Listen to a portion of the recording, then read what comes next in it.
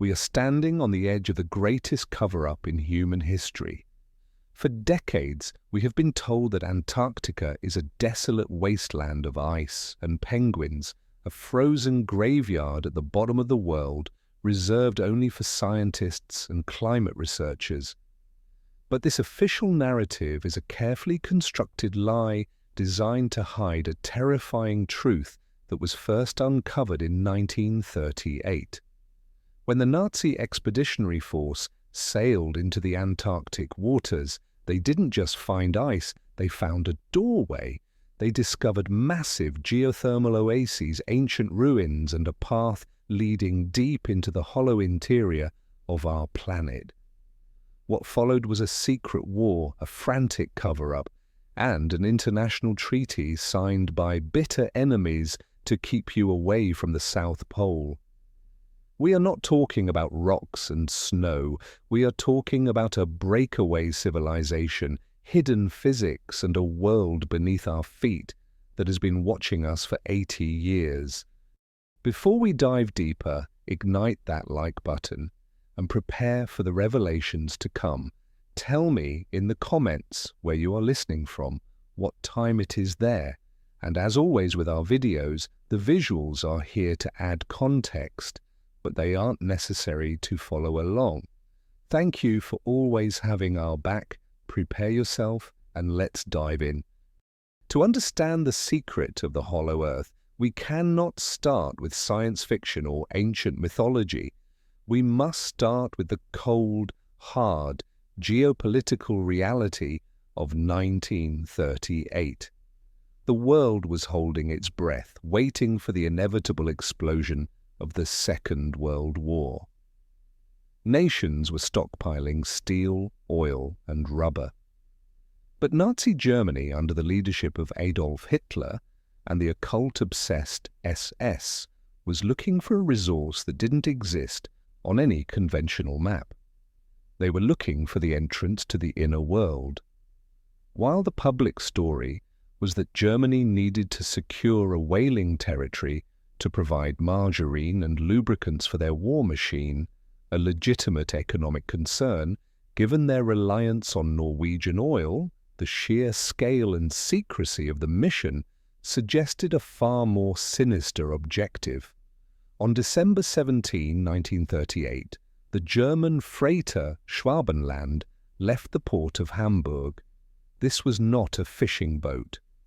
It was a catapult ship, a floating aircraft carrier equipped with two Dornier-Wal seaplanes, the Passat and the Boreas, capable of launching from the deck via steam catapults to survey the interior of the Antarctic continent. The destination was Queen Maud Land, a vast, unexplored sector of Antarctica claimed by Norway. But the Germans didn't care about diplomatic claims. They were on a mission to carve out a new fatherland in the ice, a territory they would christen Neuschwabenland, or New Swabia. The mission was commanded by Captain Alfred Richer, but the spiritual architects were the members of the Thule Society, the esoteric order that underpinned the Nazi ideology. The Thule Society believed fervently in the legends of the Ultima Thule, a lost northern continent that was the ancestral home of the Aryan race. They subscribed to the Hohlweltlehre, or Hollow Earth doctrine, which posited that the Earth was a shell and that the master race had retreated underground to escape a past cataclysm. For the Nazis, finding the entrance to this inner world was not a scientific curiosity. It was a strategic necessity. They believed that by accessing the inner Earth, they could tap into the Vril energy, a limitless cosmic power source, and establish an impregnable fortress that would ensure the 1,000-year Reich would last, literally, forever. As the Schwabenland broke through the pack ice and reached the coast, the operation shifted from exploration to annexation. The two seaplanes launched mission after mission, flying deep into the frozen interior where no human eye had ever looked. Over the course of 3 weeks, they photographed over 600,000 square kilometers of territory. But they didn't just take pictures. They dropped thousands of heavy metal spears, each engraved with the swastika, spaced at specific intervals to create a sovereign boundary. They were fencing off a continent. Then the pilots saw something that shouldn't exist. As they flew over the endless expanse of white, the instruments went haywire. The temperature gauges began to rise. Below them, the monochromatic landscape of ice suddenly gave way to a shocking burst of color. They looked down and saw jagged, ice-free mountain ranges made of dark rock. Between these mountains lay valleys that were not frozen. They were filled with lakes, liquid, shimmering water that was steaming in the polar air. These were the Schirmacher oases, massive geothermal pockets heated by volcanic vents deep beneath the crust. But the reports that went back to Berlin hinted at something even more profound than hot springs. The pilots reported seeing vegetation, strange mosses, and even potential artificial structures, entrances to vast cavern systems that disappeared under the ice shelf. This was the Shangri-La they had been promised. The data suggested that these weren't just isolated pockets of heat. They were the ventilation shafts of a massive, warm subterranean system. The air pressure and wind patterns indicated that the continent was breathing. The discovery of Neuschwabenland fundamentally changed the Nazi war strategy. While the panzer divisions were preparing to roll into Poland, a quiet but massive diversion of resources began flowing south. Submarines, engineers, mining equipment, and scientists were routed to the Antarctic. They weren't just visiting, they were moving in. This explains the cryptic and terrifying statement made later by Grand Admiral Karl Dönitz, the commander of the U-boat fleet and Hitler's eventual successor.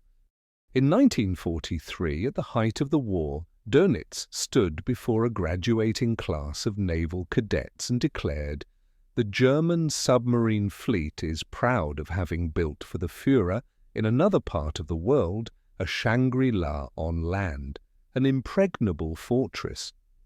Why would a pragmatic naval commander speak of Shangri-La and fortresses in the middle of nowhere, unless the 1938 expedition had found something worth defending with the entire fleet? The phrase impregnable fortress is key. You cannot build an impregnable fortress on the surface of Antarctica. The weather would kill you, and the isolation would starve you. But if you found a massive, warm underground cavern system, a pre-existing habitat provided by the geology of a hollow planet, then you have the perfect bunker. The 1938 expedition was the trigger point. It was the moment humanity unknowingly split into two timelines. The surface timeline, where we fought a devastating war and wrote history books about the triumph of democracy, and the subterranean timeline, where a breakaway faction discovered the truth about the planet's architecture and began to dig in. The Schwabenland didn't just bring back maps, it brought back the keys to the basement. When the ship returned to Hamburg in 1939, the crew was sworn to absolute secrecy. The photographs and film reels were classified. The discoveries were compartmentalized so deeply that even the highest-ranking generals were kept in the dark. Only the inner circle of the SS and the Thule Society knew that the exit strategy had been secured. They had found the thermal vents, they had found the path. And as the surface world descended into the chaos of World War II, the Nazis began the quiet, desperate work of ferrying their most precious technology, their genetic experiments, and their occult relics to the bottom of the world, preparing to vanish into the ice and wait for the day they could return. The year 1938 wasn't just a year of exploration. It was the year the Earth was unlocked, and we have been living in the draft of that open door ever since, shivering without knowing why. If the 1938 expedition was the reconnaissance mission, then the years between 1939 and 1945 were the colonization phase. The history books tell us that the German war machine was focused entirely on the European theatre, pouring concrete into the Atlantic Wall and burning fuel on the Eastern Front. But the logistics records tell a different, more puzzling story. While the Third Reich was hemorrhaging resources in Stalingrad and Normandy, a silent, steady stream of men, material and machinery was flowing south, vanishing into the South Atlantic. This was the construction of Base 211, the operational code name for the Antarctic stronghold, also known as New Berlin. The Nazis were not building a research station, they were building a survival ark. The intelligence files from the OSS, the precursor to the CIA, and the British Naval Intelligence reveal a massive anomaly in the German naval movements. They tracked a continuous convoy of merchant vessels and specialized milch cow supply submarines moving equipment that had no tactical use in a European land war. We are talking about massive mining drills, rail track components, tunneling boring machines, and colossal ventilation systems. Why would you send mining equipment to the South Pole in the middle of a total war? You only do that if you are digging in. The brilliance of Base 211 lay in its location. The Nazis didn't just pick a random spot on the ice.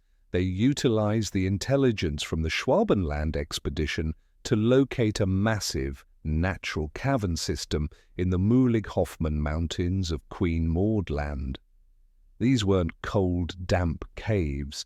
They were geothermal hollows heated by the volcanic activity below, where the temperature remained a constant, livable degree, protected from the brutal Antarctic winds by miles of rock and ice. It was a natural fortress that required no construction, only modification. The engineers didn't have to build a roof. The continent was the roof. They simply had to install the lights and the docks. This is where the legend of the subterranean U-boat pens originates. The Germans discovered that the waterways they had seen from the air connected to the ocean via deep underwater tunnels. A submarine could dive in the open ocean, navigate under the ice shelf for miles, and surface in a warm, internal lake inside the cavern system. It was the perfect disappearing act.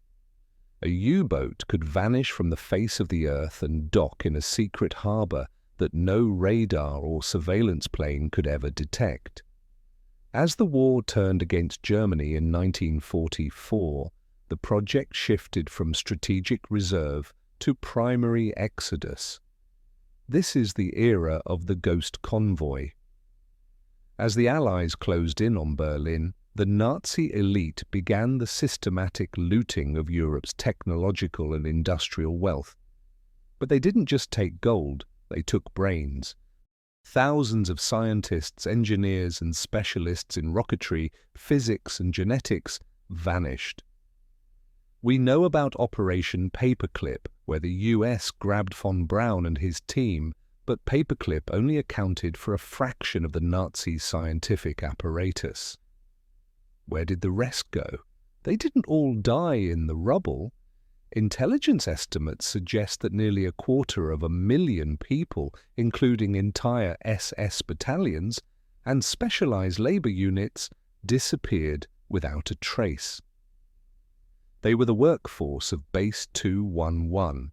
They were loaded onto the modified transport U-boats, the massive Type 21 submarines, which were the most advanced underwater vessels of their time. These subs had snorkel systems allowing them to stay submerged for the entire journey from the North Sea to the South Atlantic. They were the underwater freight trains of the evacuation. The smoking gun for this mass exodus is the mystery of the missing fleet. At the end of the war, the Allies counted the captured and destroyed German submarines. They came up short. Over 100 U-boats were unaccounted for. They were never sunk, they never surrendered, and they were never scrapped. They just evaporated. Then, months after the official surrender of Germany in May 1945, strange things started happening in Argentina. On July 10, 1945, 2 months after the war ended, a German submarine, the U-530, surfaced in the harbour of Mar del Plata and surrendered to the Argentine authorities. The crew was silent. The ship's logs had been destroyed, the torpedo tubes were empty, and the gun was gone. Even stranger, the crew had no identification, and they looked surprisingly fresh for men who had supposedly been at sea for months. Then in August, another sub, the U-977, arrived. Why were they late? Where had they been? The commanders claimed they had just been hiding, but the fuel calculations didn't add up. The only logical explanation, one that US naval intelligence took very seriously, was that these subs were the delivery trucks. They had dropped off their primary cargo, high-ranking officials, secret technology, or perhaps the Bell device, at Base 211 in Antarctica, and were returning to Argentina to surrender only after their mission was complete. They were the empty shuttles coming back from the drop zone. The construction of Base 211 also explains the sudden leap in technology that the Nazis displayed in the final days of the war. We know they were working on Wunderwaffe, or wonder weapons, jet aircraft, guided missiles, and the rumoured Die Glock, the bell, an anti-gravity propulsion device. Testing these weapons in Germany was becoming impossible due to the relentless Allied bombing. They needed a sanctuary, a place with infinite energy and zero interference. The hollow caverns of Antarctica provided the perfect laboratory. It is highly probable that the Foo fighters, the glowing orbs and saucer-shaped crafts reported by Allied bomber pilots over Germany, were the prototypes, while the production models were being assembled in the south. The Nazis weren't just hiding, they were regrouping. They were separating the civilian government, which would surrender and face the Nuremberg trials, from the technological cult, which would continue the mission underground. Base 211 became the capital of a breakaway civilization, a Fourth Reich that existed parallel to the modern world, entirely self-sufficient, powered by geothermal energy and perhaps the Vril force found in the hollow earth. This reality reframes the end of World War II completely. We are taught that the war ended with a signature on a piece of paper in Reims. But for the Antarctic contingent, the war never ended. It just changed location. The surrender was a distraction. While the world celebrated peace, the greatest transfer of wealth and technology in history was flowing under the ice shelf. The new Berlin was operational.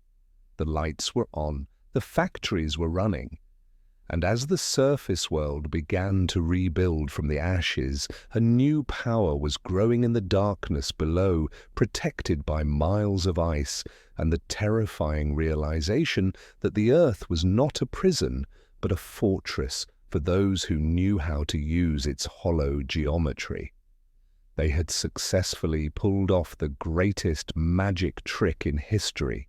They made an entire civilization disappear in plain sight, leaving us with nothing but a few empty submarines and a mystery that would eventually draw the US Navy into a battle they were never supposed to fight. If Base 211 was the secret, then Operation Highjump was the panic. By 1946, the United States intelligence agencies were growing increasingly terrified by the intelligence coming out of South America and the interrogation reports from captured SS officers. They realized that the war hadn't ended, it had simply moved south.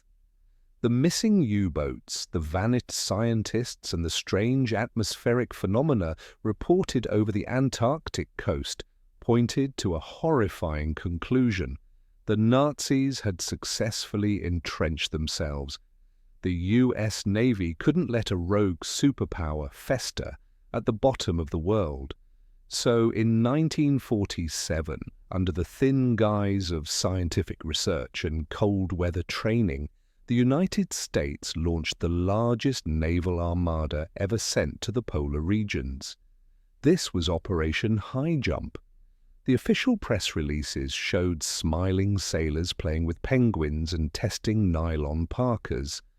But you don't send 4,700 battle-hardened troops, an aircraft carrier, the USS Philippine Sea, 12 warships, a submarine, and 25 combat aircraft just to take ice core samples.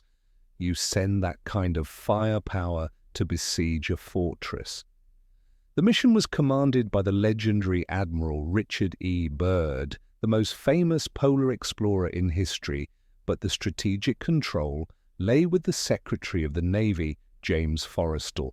They were going to war. The timeline of the mission betrays the lie of exploration. The expedition was funded and supplied to last for 6 to 8 months. They brought enough food, fuel, and ammunition to sustain a long-term siege. Yet the mission was abruptly cancelled after only a few weeks. Why? The official Navy report cites worsening weather conditions. This is laughable. Admiral Byrd was a man who had spent his life mastering the polar climate. He knew exactly what the weather would be. You don't retreat a massive fleet because of a blizzard.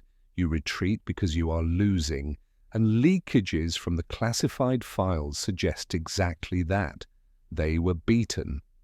As the fleet approached the coast of Queen Maud Land, the exact location of the Nazi Neuschwabenland, they didn't find a frozen wasteland. They found resistance. Reports from the pilots and sailors describe a nightmare scenario where the hunters became the hunted. They were expecting to fight remnants of the German army, men with rifles, and maybe a few leftover planes. Instead, they encountered technology that defied the laws of physics. The Battle of Antarctica, as it has come to be known in conspiracy circles, began with a sudden, overwhelming assault. Witnesses described strange, saucer-shaped craft rising vertically out of the water at incredible speeds. These were not conventional aircraft. They had no wings, no propellers, and made no sound until they were right on top of the ships, at which point they emitted a terrifying high-pitched hum. These craft, which matched the descriptions of the Nazi Haunebu discs, moved with an agility that made the American Corsair fighters look like toys. They could stop instantly, turn at right angles without banking, and accelerate to supersonic speeds in seconds. The American guns couldn't track them. The anti-aircraft fire exploded harmlessly in the empty air where the sources had been a microsecond before. It was a slaughter of technology. The discs fired beams of concentrated light, likely some form of particle beam or directed energy weapon, that sliced through the armor of the ships and disintegrated the wings of the aircraft. The destroyer USS Murdoch is rumored to have been sunk during this engagement, though official records claim it was decommissioned later, and dozens of aircraft were lost. We are talking about carrier-based planes that just vanished from the radar or crashed in flames without ever firing a shot. The psychological impact on the American forces was devastating. They were fighting ghosts. They were fighting the future. Admiral Byrd, watching from the bridge of the command ship, realized that his massive armada was obsolete. The enemy wasn't just using advanced mechanics. They were using a completely different branch of physics, likely the gravity manipulation technology derived from the Vril force or the Bell device. The saucers moved as if they were in their own gravitational bubble, unaffected by inertia. Realizing that he was outgunned and risking the total annihilation of his fleet against an enemy he couldn't touch, Byrd gave the order that no admiral ever wants to give: retreat. The massive fleet turned around and limped back to Chile, humiliated, battered, and terrified. The 6-month mission ended in less than 8 weeks. The greatest navy in the world had been chased away from the ice by a force that didn't fly the flag of any known nation. Upon his return, the cover-up began immediately. The logbooks were classified, the film footage was confiscated, and the sailors were gagged.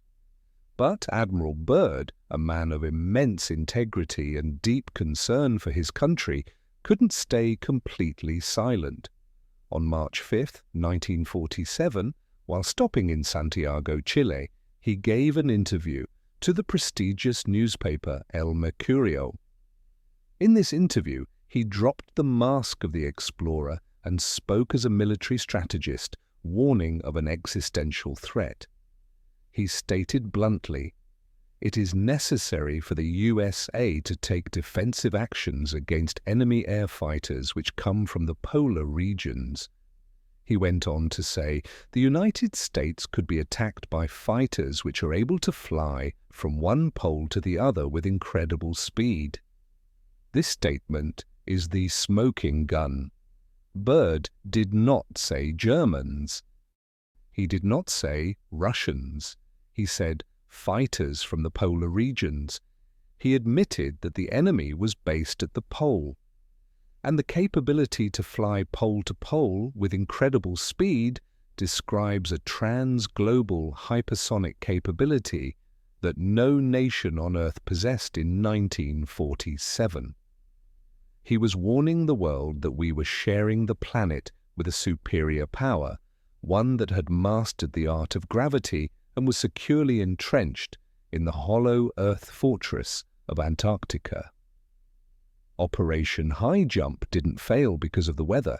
It failed because the US Navy kicked a hornet's nest, and the hornets were made of metallic glass and powered by the sun of the inner world. While the guns of the USS Philippine Sea were falling silent and the fleet was turning back in disgrace, a different kind of drama was unfolding in the cockpit of Admiral Byrd's own aircraft.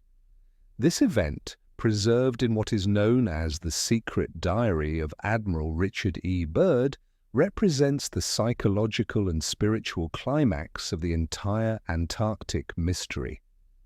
For decades, historians have tried to reconcile the official logbooks, which show mundane survey flights, with the persistent rumors of a missing flight. A period of 3 hours where Byrd vanished from radar and radio contact, only to return with a look of profound shock and a message that would be classified for 30 years. This wasn't a combat mission. It was a contact mission. According to the transcript of the diary, which leaked years after his death, Byrd was flying over the frozen expanse when his instruments began to behave erratically. The gyroscope spun wildly, unable to lock onto the pole, and the magnetic compass swung uselessly. This is the telltale sign of entering the zone of inversion, the point where the magnetic field curves inward into the polar opening. But it wasn't just the needles that moved, it was the world outside the window. As Byrd stared down, expecting to see the blinding white monotony of the ice shelf, he saw something that made him question his sanity. The ice began to thin, revealing patches of brown and green. The jagged, frozen peaks gave way to rolling hills covered in lush forests. The temperature gauge in the cockpit, which should have been reading 60 degrees below zero, began to climb rapidly, settling at a balmy 74 degrees Fahrenheit.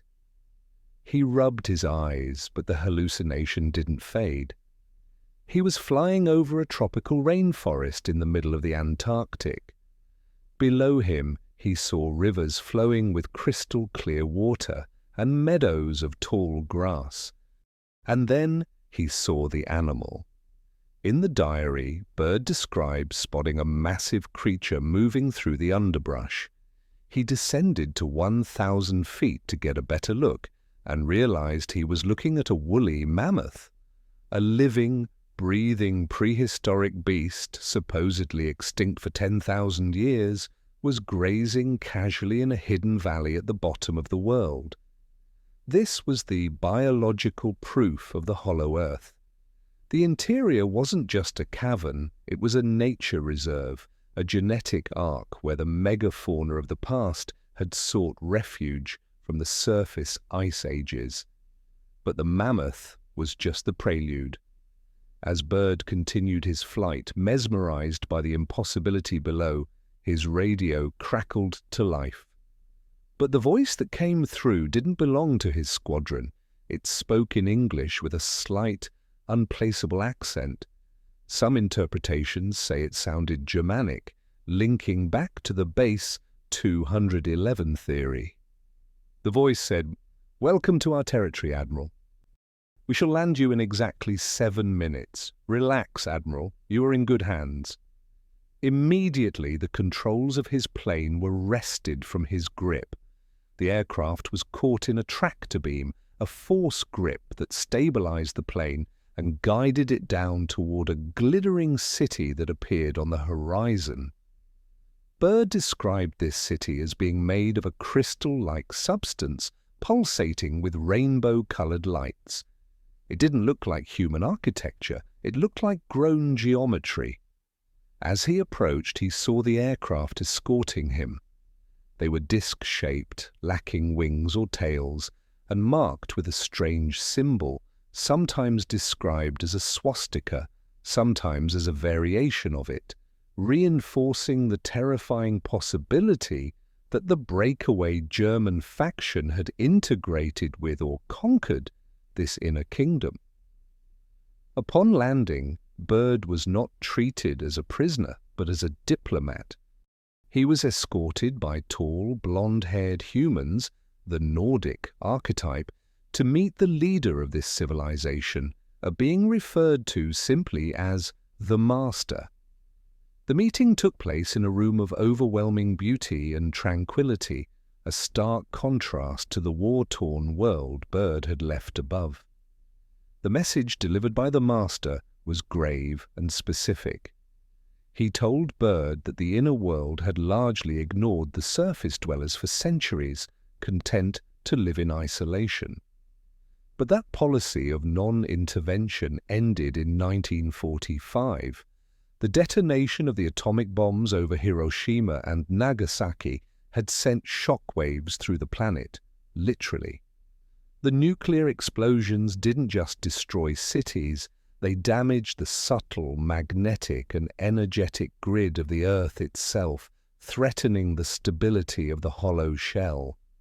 The Master warned that humanity had discovered a power it was not morally evolved enough to control. He stated, "We have tried to contact your governments, but they responded with hostility and fired upon our Flugelrads." This confirmed that the Foo Fighters and the Saucers engaged in Operation Highjump were defensive measures, not offensive invasions. The core of the message was a prophecy. The Master warned that if humanity continued on its path of nuclear proliferation and militarism, a dark age would descend upon the surface, stripping the world of its science and returning it to barbarism. He told Byrd that the inner world stood ready to help, but only when mankind was ready to put away its playthings. This conversation reframed the entire UFO phenomenon. The aliens weren't coming from Mars, they were coming from the basement. They were the elder brothers of the human race, the guardians of the planetary structure, terrified that the children upstairs were going to burn the house down. The flight to the center wasn't a geographical discovery, it was an intervention. Byrd was chosen as the messenger because of his high standing and integrity. He was meant to go back to the Pentagon and tell the warmongers to stop. When Byrd was escorted back to his plane and guided out of the polar opening, he was a changed man. The missing hours were over. He re-emerged on the radar screens of the surface fleet, but he carried a burden heavier than any explorer before him. He had seen the proof. He knew that the Earth was hollow. He knew it was inhabited, and he knew that the true superpowers weren't Washington and Moscow, but Agartha and the surface. Upon his return to the United States, Byrd was subjected to a grueling debriefing. He was interrogated by the top-secret security forces for hours. In his diary, he notes with bitter resignation, "I was ordered to remain silent for the sake of humanity. I am a soldier, and I must obey." The diary ends on a haunting note, written years later in 1956, shortly before his death. He wrote of the land of the eternal mystery and reaffirmed that the North Pole is not the end of the Earth, but the beginning of that which is hidden. The diary was hidden away, dismissed, as the ramblings of a senile man, but the events of 1947 suggest otherwise. The abrupt end of Highjump, the immediate classification of UFO reports, and the sudden global treaty to lock down Antarctica all point to one conclusion: they believed him. They knew he was telling the truth. And they have been terrified of the door he opened ever since. To accept the reality of what Admiral Byrd saw, we must first dismantle the model of the Earth that has been drilled into our heads since kindergarten.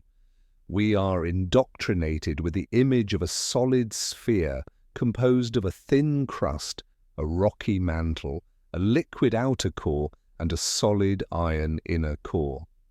We treat this cross-section as an established fact, as undeniable as the shape of the continents. But we forget that this model is entirely theoretical. It is a guess.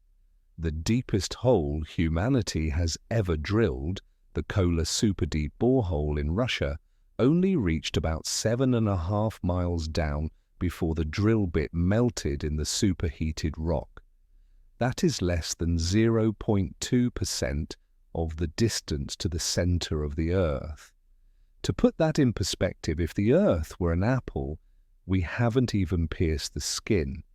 We have absolutely no direct physical evidence of what lies beneath the crust. The solid core theory is based solely on the interpretation of seismic waves generated by earthquakes. Seismologists measure how these waves travel through the planet and make assumptions about the density of the material they pass through. But seismic data is notoriously open to interpretation. If you change the variables, specifically, if you account for the refraction of waves around a hollow cavity rather than through a solid mass, the data still fits. The solid Earth is not a fact. It is a hypothesis that has become a dogma. The alternative hypothesis, the hollow Earth, is not the product of internet fantasy. It is grounded in the fundamental laws of physics, specifically the behavior of spinning objects. Consider the formation of a planet. It begins as a cloud of superheated gas and molten dust, spinning violently in the vacuum of space. As this mass rotates, centrifugal force takes over. This is the same force you feel when you spin a bucket of water. The water is pushed to the outside, leaving the center empty. Why would a planet be any different? Logic dictates that as the molten Earth spun, the heavier elements, iron, nickel, rock, would be flung outward to form the crust, while the lighter elements and energies would remain in the center. It is the washing machine principle. A solid sphere is a physical anomaly in a spinning system. Nature favors the shell. This is why the great mathematician Leonhard Euler, the man whose theorems calculate the stress on every bridge you drive over, proposed that the Earth was a hollow shell with a central sun. He looked at the math of rotation and concluded that a solid core was structurally inefficient and unlikely. Edmund Halley, the astronomer royal who discovered Halley's comet, agreed. He calculated that the shifting magnetic poles could only be explained if there were concentric spheres rotating independently inside the Earth. These men were the titans of science, and they saw the Earth as a geode, not a marble. But the most common objection to the hollow Earth is gravity. Critics argue, citing Newton's shell theorem, that if you were inside a hollow sphere, the gravity would cancel out and you would float weightless. This assumes, however, that the crust has negligible thickness. The hollow Earth model posits a crust that is roughly 800 miles thick. In this model, the center of gravity is not the geometric center of the empty space, the air. The center of gravity is the mass of the crust itself. Gravity attracts mass to mass. Therefore, if you are standing on the surface of the Earth, where we are now, gravity pulls you down toward the crust. If you are standing on the inner surface of the Earth, in Agartha, gravity pulls you down toward the crust, which is outward from the center. This creates a perfect equilibrium. The people of Agartha stand with their feet on the ground and their heads pointing toward the center. To them, the sky is the center of the void. Down is always into the rock. There is theoretically a zero-gravity zone deep within the middle of the crust, a transition point where the pull from the outer surface and the inner surface cancels out. This physics allows for oceans, mountains, and cities to cling to the inner curve of the shell just as firmly as they cling to the outer curve. The ocean water doesn't fall into the sun for the same reason the water in a spinning bucket doesn't fall on your head. Gravity and centrifugal force working in tandem. Then there is the light. A hollow world would be pitch black without a light source. The model answers this with the central sun, or what the ancient explorers called the smoky god. This is not a star in the traditional sense. It is not a massive fusion reactor like the sun in our solar system, which would incinerate the inner world. Instead, it is a core of concentrated plasma, a remnant of the planetary formation process, suspended in the exact geometric center of the void by the equal pull of gravity from all sides. It is a smaller, softer light, glowing with a full spectrum radiance that creates a perpetual golden twilight. There is no night in Agartha. The sun never sets, it just dims slightly as it rotates. This constant, gentle light, combined with a high concentration of carbon dioxide in the internal atmosphere, trapped by the shell, creates a greenhouse effect on steroids. This explains the gigantism reported by Admiral Byrd, and in ancient legends, plants, trees, and animals grow to enormous sizes because they are bathing in uninterrupted energy.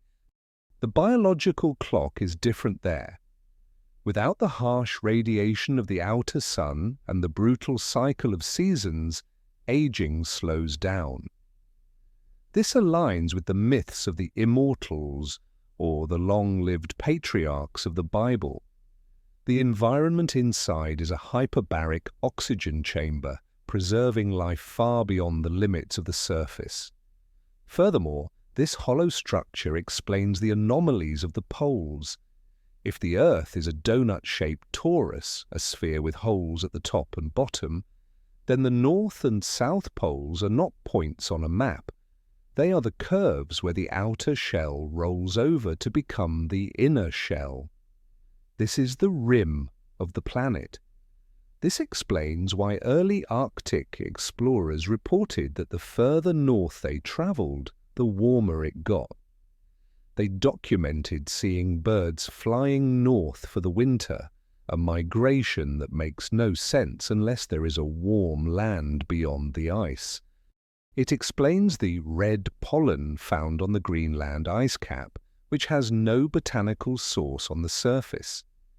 It explains the freshwater icebergs found in the salty ocean. They are formed from the freshwater rivers pouring out of the inner Earth. And most compellingly, it explains the aurora borealis. Mainstream science tells us the auroras are solar winds hitting the magnetosphere. But often the auroras are seen below the cloud layer, or emanating from a single point on the horizon. In the hollow Earth model, the aurora is the light of the inner sun reflecting off the atmosphere and escaping through the polar opening. It is the glow of the furnace in the basement shining up through the ventilation shaft. The hollow Earth paradigm shifts our understanding of the planet from a dead rock to a living organism. It suggests that the Earth breathes. The tidal exchange of air and water through the polar openings acts as a respiratory system, regulating the temperature and the magnetic field.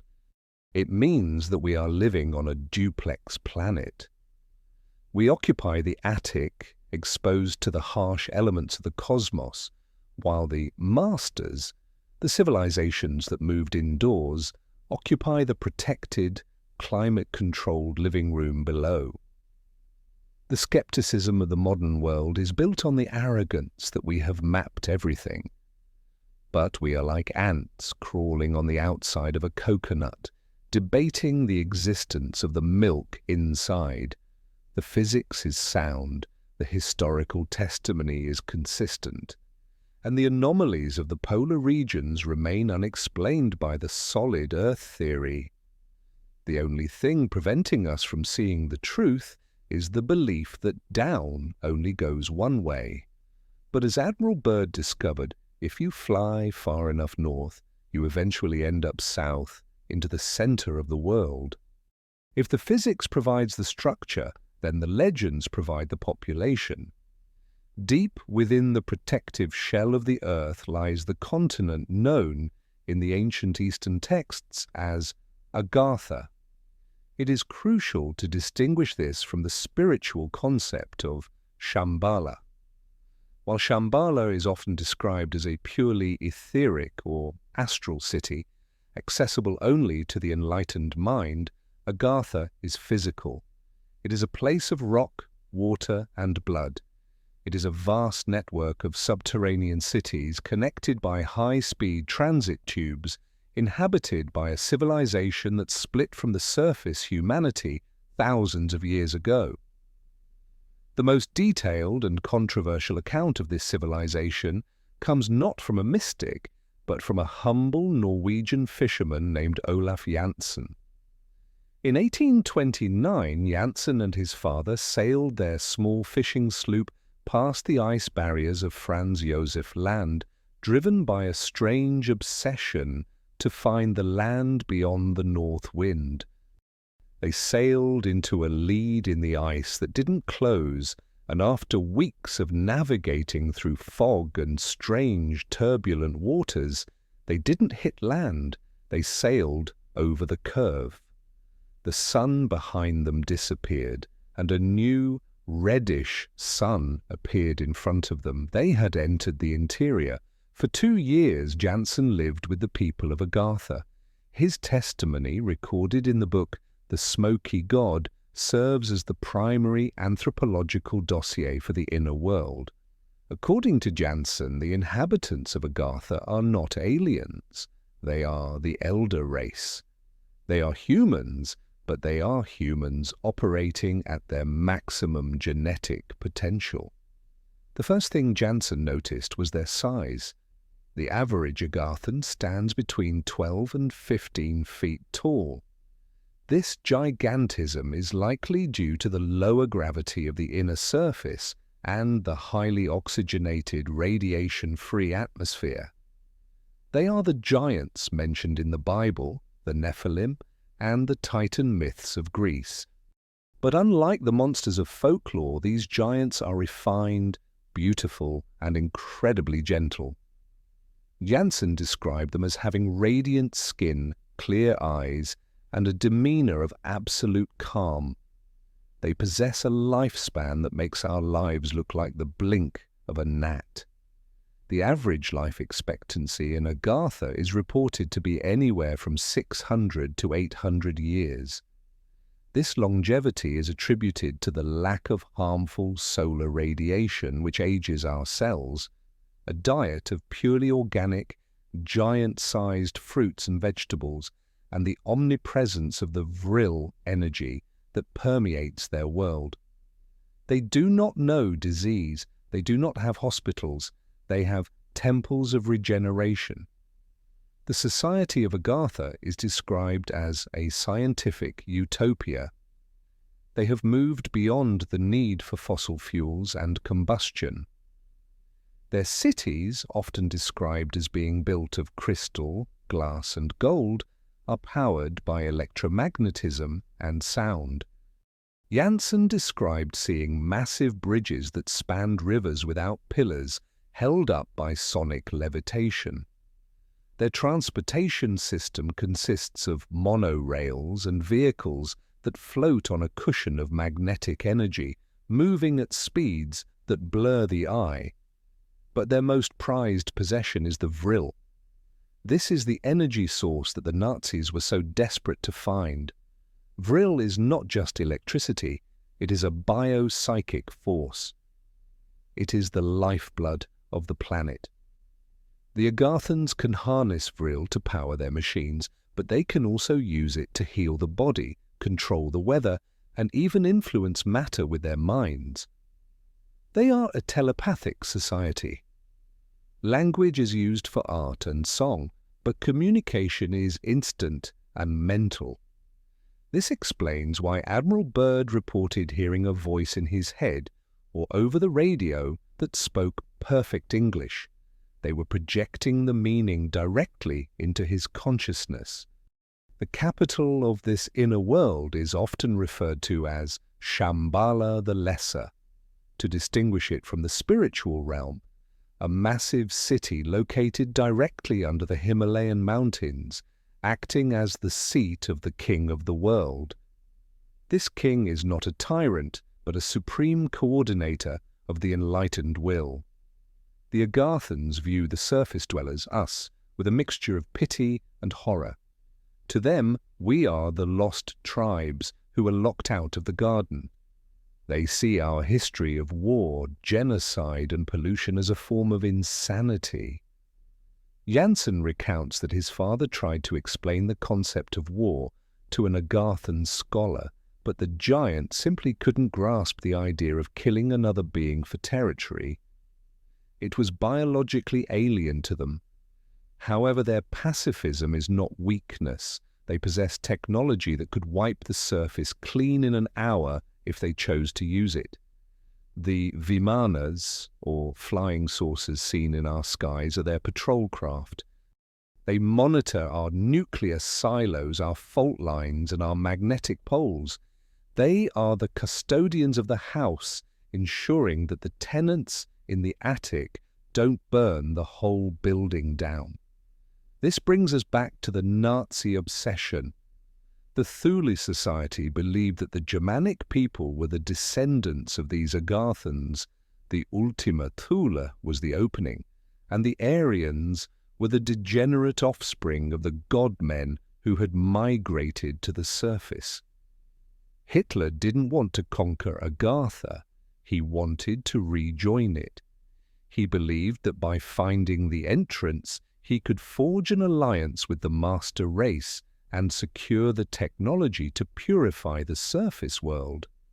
The tragedy, of course, is that the Agarthans likely viewed the Nazis with the same disgust they view all violent surface factions.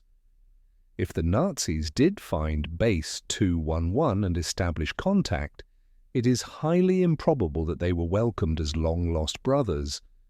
It is more likely they were tolerated as refugees or contained in the outer caverns, given just enough technology to survive, but denied the keys to the kingdom. The master, who spoke to Byrd, was not a Nazi commander. He was an Agarthan elder, warning the American military that the entire surface race, Nazis, Americans, Russians, was on a path to self-destruction. The kingdom of Agartha represents the road not taken for humanity.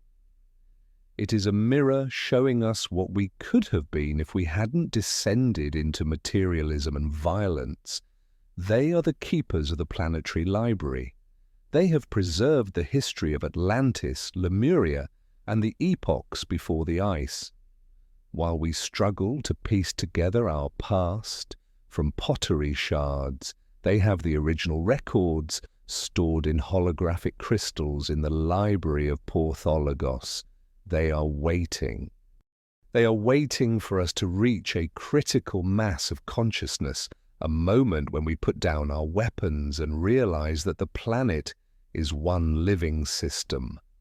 Until then, they will remain behind the ice wall, the hidden ones, guarding the inner sun and watching our skies with their silver ships, ensuring that the quarantine of the surface remains intact until the fever of war finally breaks.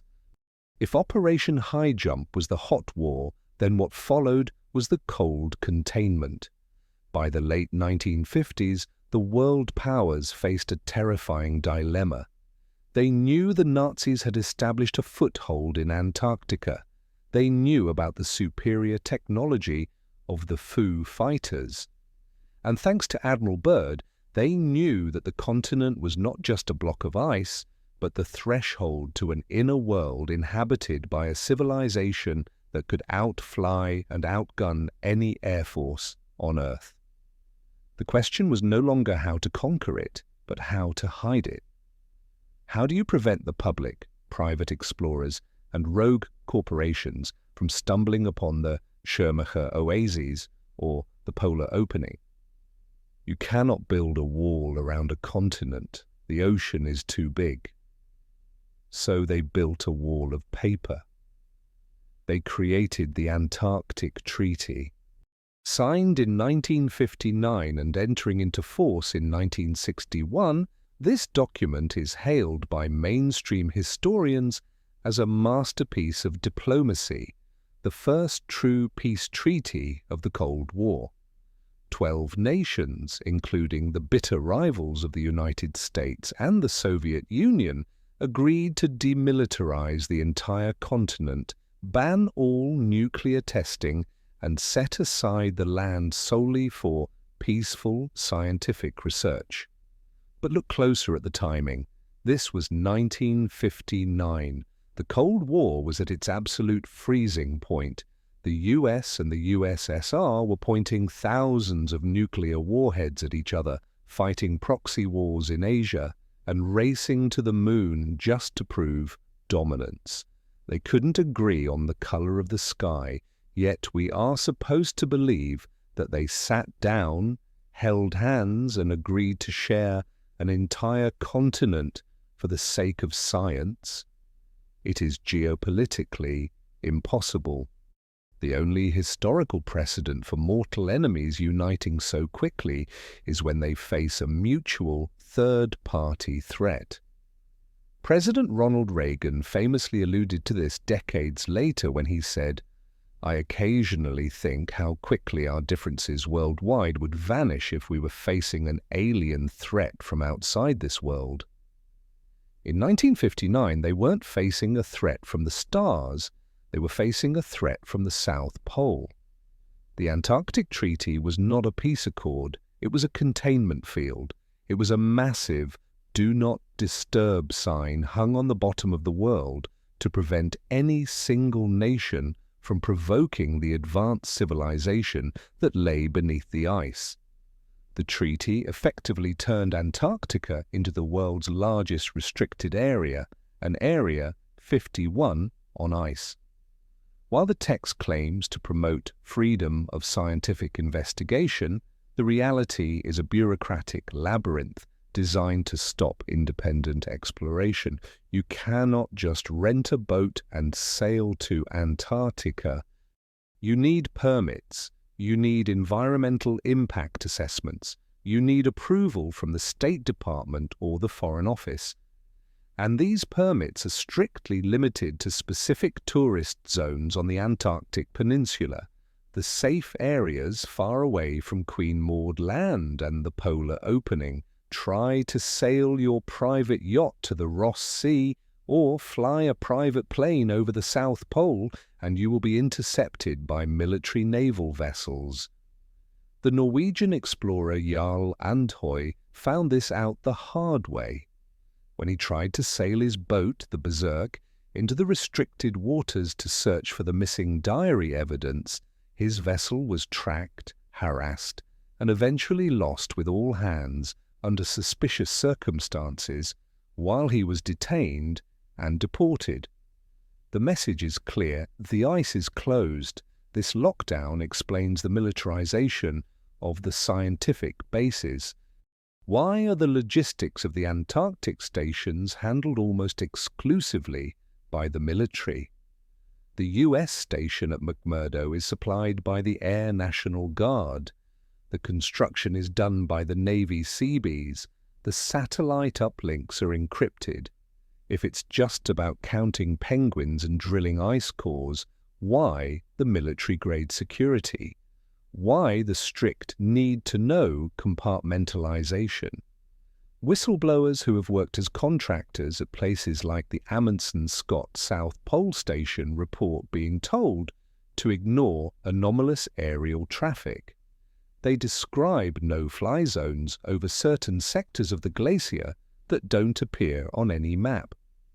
These zones are likely the air corridors used by the Agarthan craft, the silver ships, to enter and exit the inner world.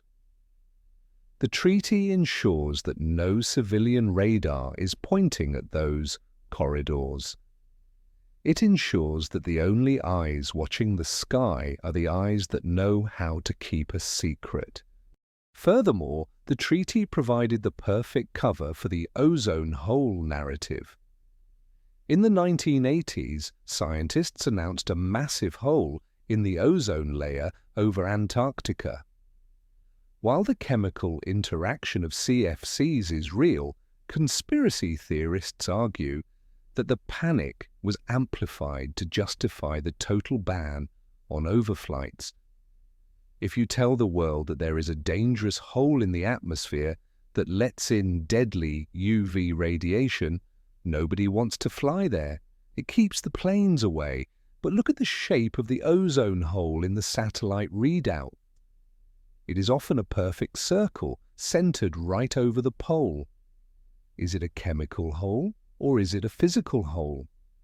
Is it the signature of the energy venting from the inner sun, disrupting the ionosphere? By blaming hairspray and refrigerators, the establishment created an environmental reason to enforce the quarantine that the military reason couldn't publicly justify. The Antarctic Treaty is the Iron Curtain of the South. It is the only place on Earth where there are no borders, no passports, and no indigenous population allowed, because the indigenous population is already there, underneath the treaty's jurisdiction. The signatories of 1959 didn't own the land. They were merely the gatekeepers. They agreed to patrol the fence so that the sheep, us, wouldn't wander into the wolf's den. The silence of Antarctica is not the silence of nature. It is the silence of a held breath. It is the silence of a guard dog watching a door. And for 60 years that dog has not barked because the treaty ensures that no one gets close enough to ring the doorbell. We are told the treaty expires or comes up for review in 2048. But given what is hiding down there, do not expect the powers that be to ever let that ice melt, or that paper shield to ever be lifted. The treaty is the blindfold, and as long as we wear it, we will never see the world that is right beneath our feet. We live in the age of total surveillance. We are told that there is not a square inch of the planet that has not been mapped, scanned, and catalogued by the roving eyes of satellites. We can open Google Earth on our phones and zoom in on a coffee cup on a park bench in New York City, or count the cars in a parking lot in Tokyo. We suffer from the illusion of omniscience. But try to do the same thing for the North Pole or the South Pole. Open the app and fly north. As you approach the top of the world, something strange happens to the resolution. The crisp, high-definition imagery that covers the rest of the globe suddenly degrades. It becomes pixelated, stretched, and blurry. In many versions of digital maps, there is a distinct circular patch covering the exact geographic pole. A white circle that looks like a sticker placed over a camera lens. NASA and Google explain this away as a data gap caused by the orbital inclination of satellites, claiming that most polar orbiting satellites don't fly directly over the 90-degree mark. They call it the zone of exclusion. But this is a technological lie. We have had satellites in near-polar orbits for 60 years. We have the technology to map the dark side of the Moon and the surface of Mars in 4K resolution. The idea that we cannot get a clear picture of our own North Pole is not a technical limitation. It is a deliberate choice. They are not missing the data. They are hiding it. The crack in this digital firewall appeared in 1968 with the launch of the Environmental Science Services Administration, ESA satellite ESA-7. This was a weather satellite designed to take cloud cover mosaics of the Northern Hemisphere. On November 23, 1968, ESSA-7 transmitted a photograph that slipped through the sensors and made it into the hands of the public. The image shows the Northern Hemisphere covered in clouds, but right at the pole there is a massive, terrifying anomaly. It is not a cloud, it is not an ice cap. It is a gigantic, pitch-black hole. It looks like a puncture wound in the top of the planet. Inside the hole, you can see the faint outline of land masses illuminated not by the sun outside, but by a light source coming from deep within. The hole is estimated to be 1,400 miles in diameter. When the photo was published, it sent shockwaves through the astronomical community. It was the smoking gun of the hollow Earth. It matched the descriptions of Olaf Janssen and the calculations of Leonhard Euler perfectly. It showed the sphincter of the planet wide open, breathing the inner atmosphere out into the void of space. NASA immediately went into damage control. They claimed the black spot was simply the result of the mosaic stitching process, a lack of photographic data for that specific point because the sun was at a low angle, casting a long shadow. They called it the polar night. But the geometry doesn't hold up. The photo was taken when the pole should have been illuminated. Furthermore, the edges of the hole in the photo show a distinct curvature, a lip where the crust rolls over into the interior exactly as a torus shape would dictate. Shadows don't curve like that. Shadows don't reveal internal geography. Since the ESSA-7 leak, the protocol for releasing satellite images has changed drastically. We no longer see raw data. Every image of the Earth released by NASA, including the famous blue marble, is a composite. It is a digital painting created by stitching together thousands of individual strips of data. This stitching process gives the data engineers the perfect opportunity to edit out the anomalies. They simply copy and paste a patch of generic ice texture over the whole. They clone the clouds. They smooth out the transition. What we see on Google Earth is not a photograph, it is a Photoshop project. This censorship extends to the physical experience of astronauts. There have been persistent rumors and leaked transcripts from the Apollo missions and the space shuttle flights suggesting that astronauts were briefed to ignore the poles. But some couldn't stay silent. Major Gordon Cooper, one of the original Mercury 7 astronauts, was a vocal believer in the extraterrestrial presence, but he also hinted at terrestrial mysteries.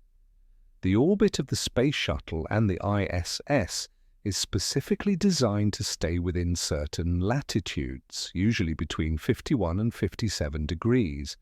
They rarely, if ever, go into a true polar orbit that would take them directly over the opening. Why? The official reason is energy efficiency and launch mechanics. The real reason, according to Hollow Earth theorists, is that a direct overflight would reveal the opening to the naked eyes of the crew and the live feed cameras. The trajectory is carefully calculated to keep the lid on the planet. When satellites do fly over the pole, military spy satellites, the data is encrypted and routed directly to the National Geospatial Intelligence Agency, NGA, the same people who manage the no-fly zones for aircraft. The satellite censorship is the modern version of the medieval mapmakers writing "Here be dragons" over the unexplored oceans. Except today we know what the dragon is. The censorship is clumsy. Occasionally, glitches in the mapping software reveal the seam. Users on internet forums have found instances where the patch on Google Earth slips, revealing a dark void or a sudden discontinuity in the mountain ranges of Antarctica. These glitches are quickly patched in software updates. But the most damning evidence is the lack of a single, continuous, unedited video feed of a polar crossing. We have 24-hour live streams of panda bears in zoos, but we cannot get a live stream of the North Pole. We are told the ice is melting, that the poles are the canary in the coal mine for climate change, yet we are not allowed to see them clearly. The censorship proves that the geography of the poles is a matter of national security. They are hiding the navel of the world. The ESSA-7 photo remains the most haunting image of the 20th century because it shows us the Earth as it really is, an eye looking back at us, an eye that the government has been trying to poke out for 50 years. While the satellites were blurring the poles from above, a terrifying discovery was being made from below. Deep in the heart of the Antarctic continent, beneath the Russian research station Vostok, lies a secret that defies all biological logic. In the 1990s, using seismic sounding and satellite radar altimetry, scientists confirmed the existence of Lake Vostok. This is not a puddle, it is a massive body of fresh water, roughly the size of Lake Ontario, buried under 2.5 miles of solid glacial ice. It has been sealed off from the rest of the world for at least 15 million years. According to standard glaciology, water beneath 4 kilometers of ice should be frozen solid due to the crushing pressure and the freezing temperatures. But Lake Vostok is liquid. It is warm. The temperature of the water hovers around 50 degrees Fahrenheit. This suggests a massive active geothermal heat source underneath the lake, a hot spot in the crust that keeps the water simmering in the eternal dark. In the context of the hollow earth theory, Lake Vostok is not just a lake, it is a vestibule. It is a pocket of the inner ecosystem that has bubbled up near the surface, a biological airlock connecting the outer ice shelf to the subterranean ocean below.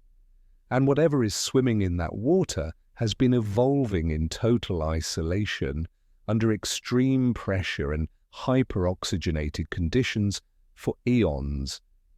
The mystery deepened in 2001 when a team of researchers from Columbia University, using aerial magnetometers, flew low-level survey flights over the lake. They weren't looking for biology, they were mapping the geology. But the instruments started screaming. They detected a massive magnetic anomaly on the southeast shore of the lake. This was not the subtle magnetic variation of iron-rich rock. This was a colossal, focused magnetic spike that spanned nearly 65 miles. It was powerful, distinct, and geometrically regular. In geology, nature rarely creates perfect straight lines or intense, localized magnetic fields of that magnitude.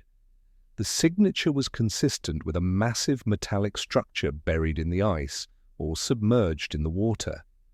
The size of the anomaly, roughly 65 by 45 miles, is too large for a submarine base and too regular for a volcano. It suggests a sunken city. This Vostok anomaly became the subject of intense classified interest. The U.S. National Security Agency, NSA, reportedly took over the data, and the project was suddenly wrapped in a veil of silence. Why? Because the magnetic signature matched the theoretical output of the Vril technology, or the massive machinery required to regulate the climate of the inner world. They had found the vents of the Agartha air conditioning system.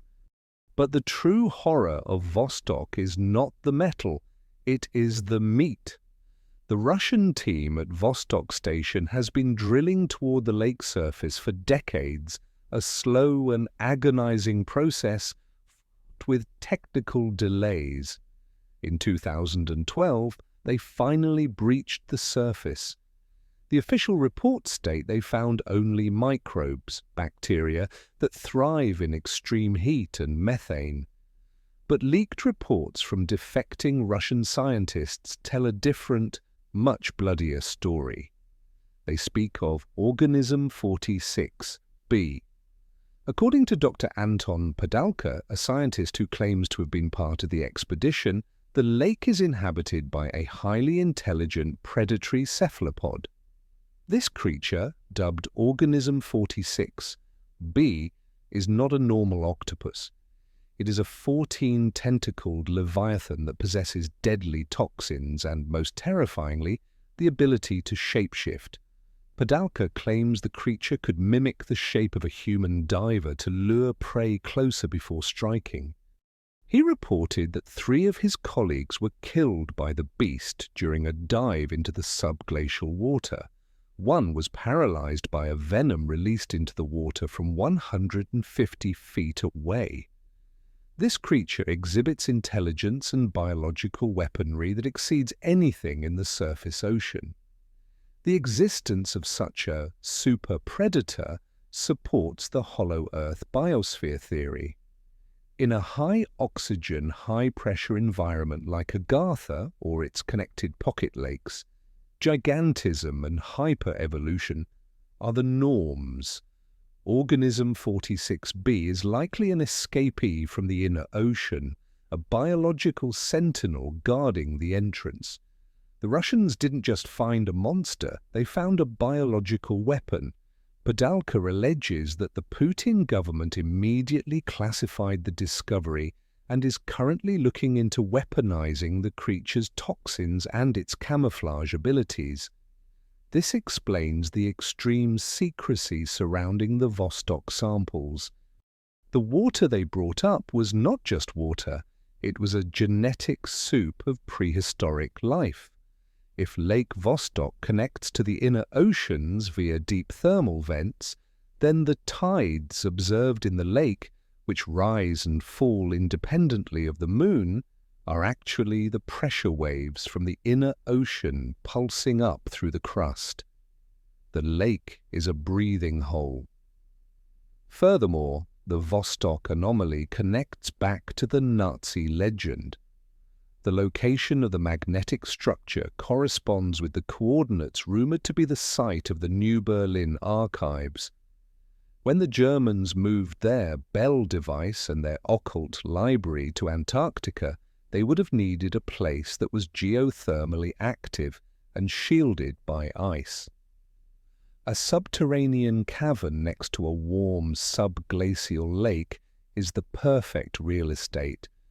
Some theorists believe the magnetic anomaly is not a city, but the remains of a massive Nazi fleet that was scuttled or docked there, or perhaps the Golden Temple of the Agarthans that the Nazis tried to occupy.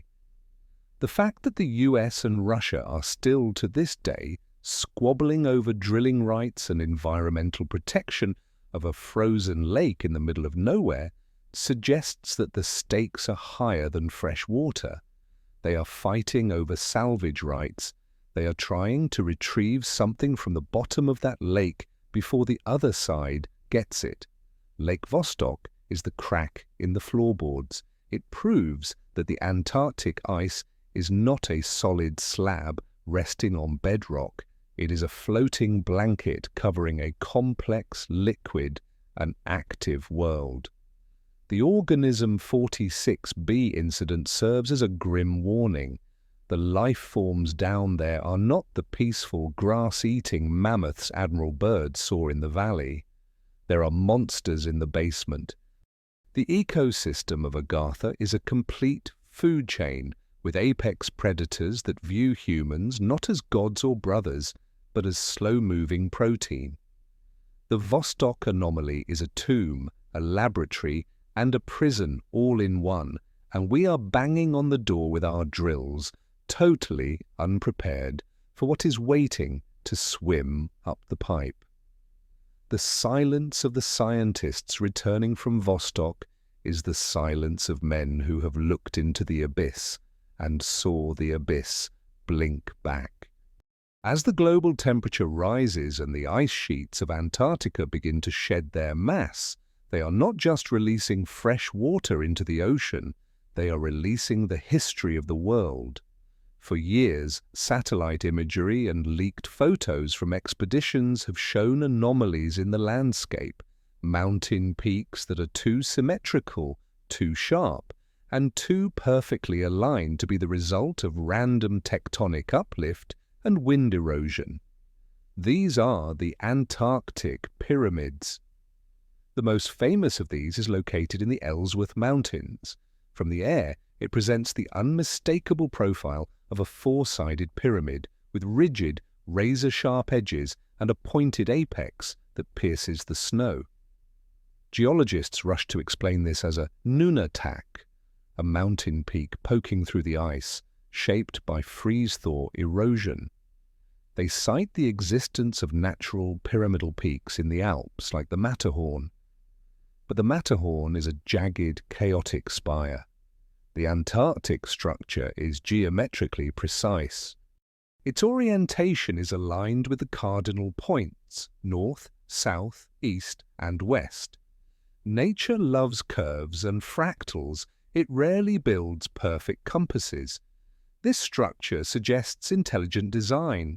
It suggests that before the ice took over, this continent was home to a civilization that possessed the same megalithic blueprint found in Egypt, Mexico, and China. The implications of an artificial pyramid in Antarctica are shattering. It validates the theory of crustal displacement proposed by Charles Hapgood and endorsed by Albert Einstein. This theory posits that the Earth's crust can slip over the mantle like the skin of a loose orange. 12,000 years ago, Antarctica might not have been at the pole. It might have been located further north in a temperate zone, serving as the home of the mother civilization, Atlantis. If this is true, then the pyramids we see in Egypt and Mexico are merely the colonial outposts of this lost empire. The capital city is still there, flash-frozen under the ice. The pyramid in the Ellsworth Mountains is likely just the tip of the iceberg, literally. Ground-penetrating radar scans have hinted at vast, rectangular foundations buried deep beneath the visible peak. We are looking at the roof of a skyscraper that is 90% underground. And if the pyramids are power plants, as the Giza power plant theory suggests, then the Antarctic pyramid might still be active. The strange gravitational anomalies detected over the region by the grey satellites could be the signature of a dormant energy grid, a Vril generator that is waiting for the ice to melt so it can hum back to life. But the pyramids are not alone. In 2016, a user on Google Earth spotted a massive, mysterious structure that looks like a staircase leading up the side of a mountain. It spans thousands of feet. Again, skeptics call it simulacra, a trick of light and shadow. But the shadows move, the structure remains. Then there is the face of Antarctica, a formation that resembles a human face, similar to the face on Mars, staring up at the sky. While likely a case of pareidolia, the context makes it harder to dismiss. When you combine the pyramids, the staircases, and the perfectly circular lakes found near the coast, a pattern emerges. The landscape has been terraformed. The ancients didn't just live here, they engineered the continent. They built massive markers to be seen from the air or from space. This connects back to the Vimanas and the Agarthan flight capabilities. You build giant geometric markers on the ground to guide the ships coming down from orbit or up from the inner world. The Antarctic pyramids are the landing lights of the pre-diluvian world. The military interest in these structures is the tell. In recent years, a number of high-profile VIPs have made sudden, unexplained trips to Antarctica. Patriarch Kirill of the Russian Orthodox Church, former U.S. Secretary of State John Kerry, and Apollo astronaut Buzz Aldrin have all visited the continent. Buzz Aldrin, shortly after his evacuation for medical reasons, posted a cryptic tweet which was quickly deleted, showing a pyramid and the words, "We are all in danger, it is evil itself." While the authenticity of the tweet is debated, the fact of the visits is not. Why would the head of the Russian church go to Antarctica to bless a wooden church? Or was he there to perform a rite over something much older and more terrifying that had been uncovered? Why would John Kerry go there on Election Day 2016? These men are not tourists. They are briefed on the highest levels of clearance. It is highly probable that the melting ice has revealed an entrance, perhaps into the pyramid itself, and the world leaders are being given a tour of the found technology or the entities that have been awakened. The Antarctic pyramids serve as the physical link between the surface ruins and the inner world. They are the capstones of the Agarthan system. Just as the Great Pyramid of Giza has shafts that point to the stars, the Antarctic pyramids likely have shafts that point down, connecting the surface energy grid to the subterranean crystal grid. They are the acupuncture needles of the Earth. If the ice continues to melt at its current rate, the cover-up will become impossible. We won't need a whistleblower to tell us the truth. We will see it on the evening news. A black basalt pyramid rising out of the white snow, etched with symbols that predate Sumer and Babylon, humming with a low frequency that makes the cameras shake. The ice is the only thing keeping the history books intact. Once the ice goes, the timeline collapses, and we will have to face the reality that we are building our civilization on the frozen roof of a much greater, a much scarier house. If the pyramids under the ice are the physical evidence of a lost civilization, then the Piri Reis map is the paper trail that proves they were mapping the world while our ancestors were supposedly living in caves. Discovered in 1929 in the dusty archives of the Topkapi Palace in Istanbul, this map, drawn on gazelle skin in 1513 by the Ottoman admiral and intelligence officer Piri Reis, is an out-of-place artifact that destroys the standard timeline of exploration. At first glance, it looks like a beautiful but typical medieval Portolan chart. It depicts the western coast of Africa and the eastern coast of South America with a level of longitudinal accuracy that European sailors would not achieve for another 3 centuries until the invention of the marine chronometer. But the detail that stops the heart of every geologist is at the bottom of the parchment. It shows a coastline extending southward from South America, curving eastward. This is the coastline of Queen Maud Land, Antarctica. But there is a terrifying problem. Antarctica was not officially discovered until 1820. Piri Reis drew it 300 years before anyone supposedly saw it.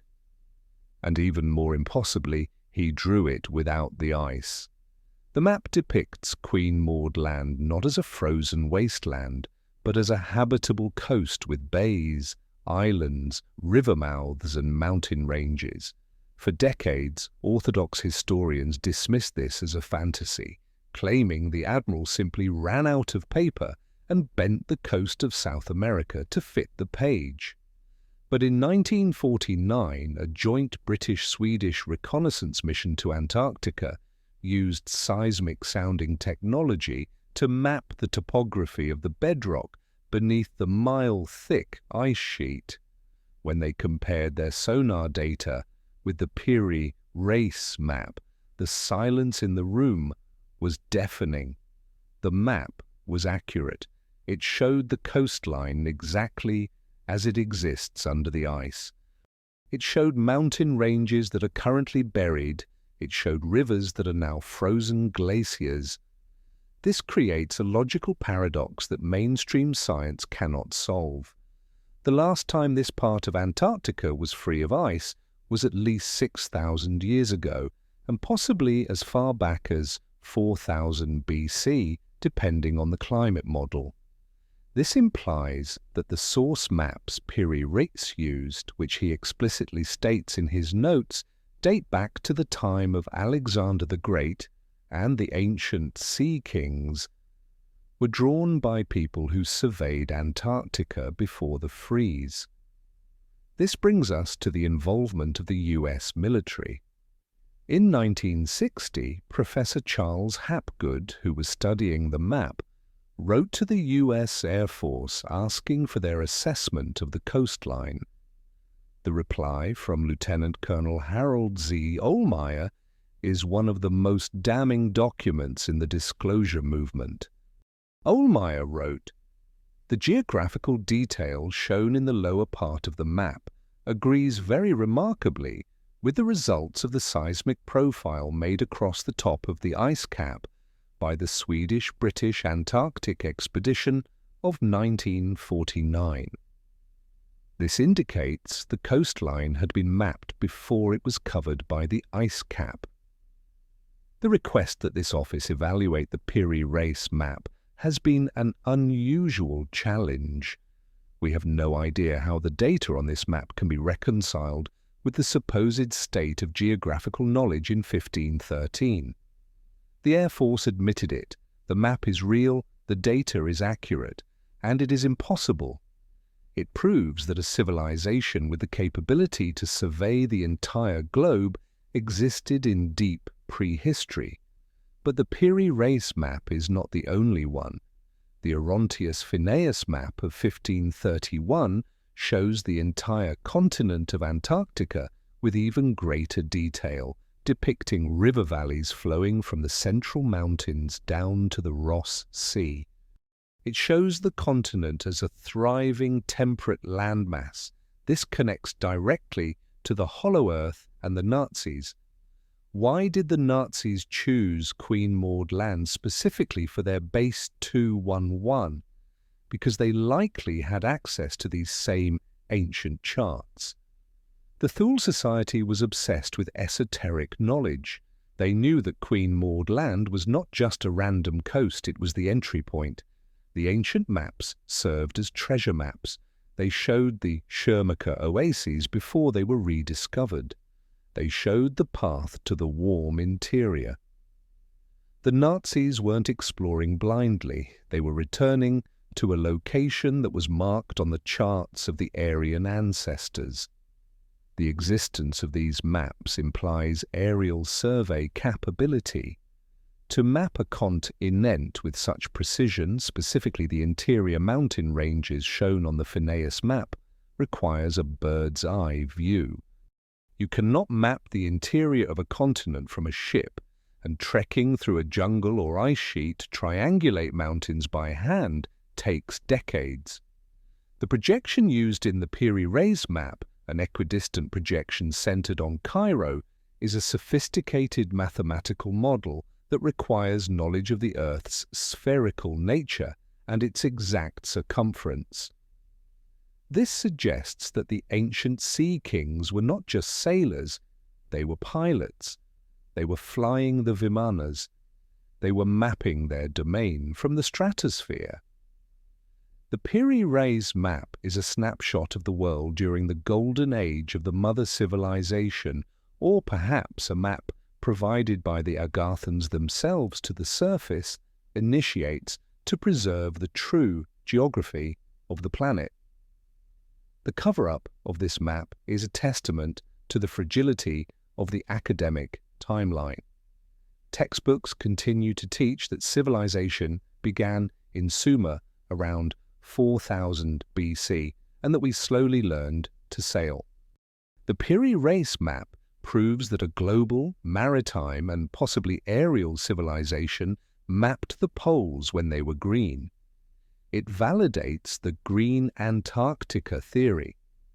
It supports the idea that the ice is a recent catastrophe, a sudden freeze that trapped the ruins and the technology of the ancients.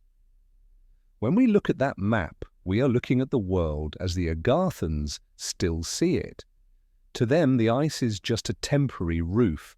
The land underneath is their home. The map is the receipt that proves we have been lied to about the timeline of the Earth, the climate of the past, and the capabilities of our ancestors. It is the document that should have rewritten history, but instead it was rolled up and put back in a dark drawer, because the truth it tells is too big for the history books to hold. In the dark, early hours of September 22nd, 1979, the United States Atomic Energy Detection System satellite, known as Vela Hotel 6911, was drifting silently over the southern Indian Ocean. Its job was boring and specific, to watch for the telltale signature of nuclear detonations in violation of the 1963 Partial Test Ban Treaty. For years it had stared at the empty ocean and seen nothing but waves and clouds. But at exactly 0100 hours Zulu time, the sensors spiked. The satellite detected a double flash of intense light. This is not a random glitch. In the physics of nuclear weaponry, the double flash is the fingerprint of the apocalypse. The first flash is the initial thermal burst of the explosion. The second flash, milliseconds later, is caused by the shock wave momentarily obscuring the fireball before the superheated plasma expands and glows again. Only a nuclear explosion creates this specific stroboscopic effect. Lightning doesn't do it. Meteors don't do it.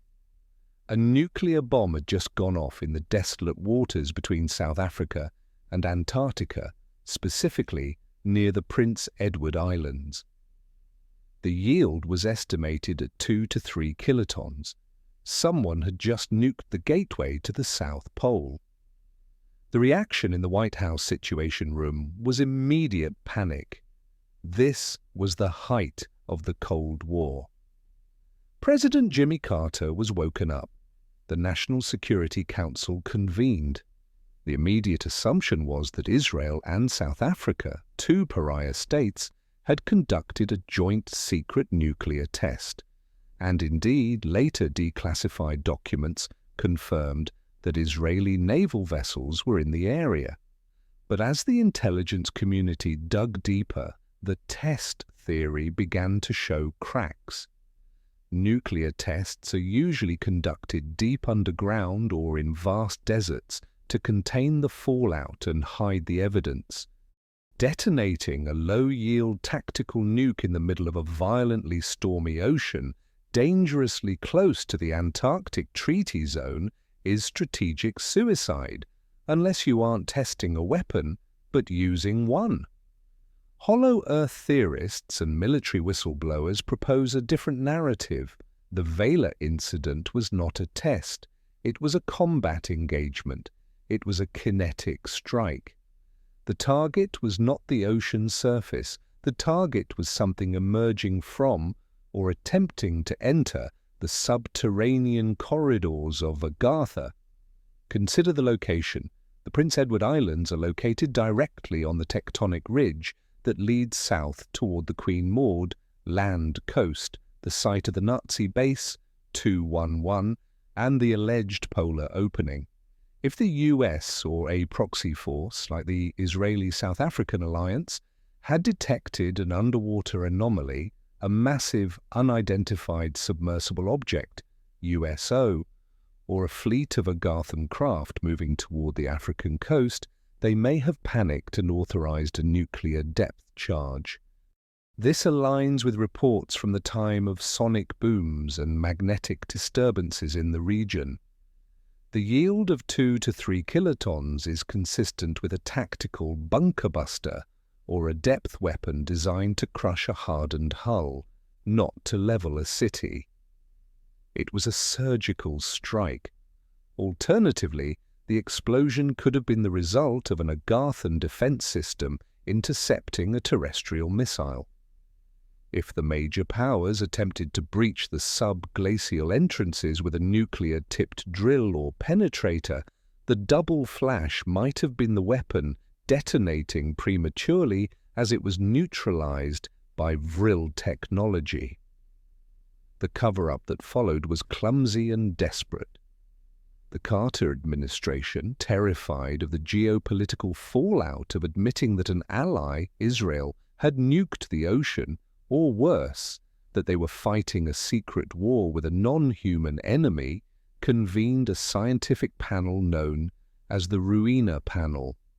This panel produced one of the most laughable explanations in history. They claimed the satellite had malfunctioned because a micrometeoroid had hit the sensor at the exact moment a piece of debris reflected the sun. They essentially blamed it on a rock and a mirror. But the scientists at Los Alamos National Laboratory, the people who actually build the bombs, refused to sign off on this. They stated unequivocally that the signal was a nuclear event. And then came the biological proof. Weeks after the flash, traces of iodine-131, a short-lived radioactive isotope found only in nuclear fallout, were detected in the thyroids of sheep in southeastern Australia. The wind patterns from the Indian Ocean blow directly toward Australia. The sheep had eaten radioactive grass. You cannot fake iodine 131. A bomb went off. The zoo animal explanation was a lie to pacify the public. The Vril incident represents the violent enforcement of the quarantine. It suggests that the Treaty of Silence is backed by nuclear force. The waters around Antarctica are not empty, they are a patrol zone. The fact that this explosion happened in 1979, right as the ozone hole narrative was being constructed and the satellite censorship was tightening, indicates an escalation in the conflict. Perhaps the inhabitants of Base 211 or the Agarthan Guardians were testing the perimeter. Perhaps they were sending a message. Or perhaps humanity, in its arrogance, tried to knock on the door with a nuclear fist, only to have it slammed in our face. The Vril flash remains the only publicly recorded instance of a nuclear detonation in the southern hemisphere that no nation claimed. It is an orphan explosion. It sits there in the history books, an unresolved mystery blinking like a warning light. It tells us that the peace of Antarctica is an armed truce, and that on a dark night in 1979, the Cold War turned hot at the bottom of the world. If the Vril incident was the flash in the dark, then the whistleblowers are the slow, steady burn of the truth coming to light. For decades, the Antarctic secrecy was maintained by a strict compartmentalization system and the threat of court-martial. But as the generation that built the bases begins to pass away, and as the internet allows for anonymous leaks, the wall of silence is crumbling. These are not anonymous forum posters. These are verified military and scientific personnel who have risked their pensions and their freedom to describe what they saw on the ice. One of the most compelling accounts comes from a retired Navy flight engineer, known only as Brian. In a series of interviews with investigative journalist Linda Moulton Howe, Brian detailed his experiences flying C-130 cargo missions in Antarctica during the 1980s and 90s. He wasn't just delivering mail. He described multiple instances of being ordered to fly into no-fly zones, to evacuate injured personnel, or deliver specialized equipment. On one mission, while flying near the Beardmore Glacier, Brian and his crew saw a massive, circular hole in the ice, roughly the size of a football field, but perfectly round. It wasn't a crevasse, it was an entrance. But the hole wasn't the most disturbing part. Brian described seeing silver discs, classic flying saucers, darting in and out of this opening and hovering over the transantarctic mountains. These craft were not tracked on radar, and the crew was strictly ordered never to discuss them. But the most chilling detail was a specific mission to evacuate a team of scientists from a remote, undisclosed location. When the scientists boarded the plane, they were terrified. They weren't speaking.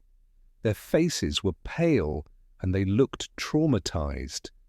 Brian overheard snippets of conversation about human bodies found in the ice that were not human, ancient, preserved bodies that were being excavated. He hinted at a subterranean war, or at least a hostile encounter, where the humans had trespassed where they didn't belong.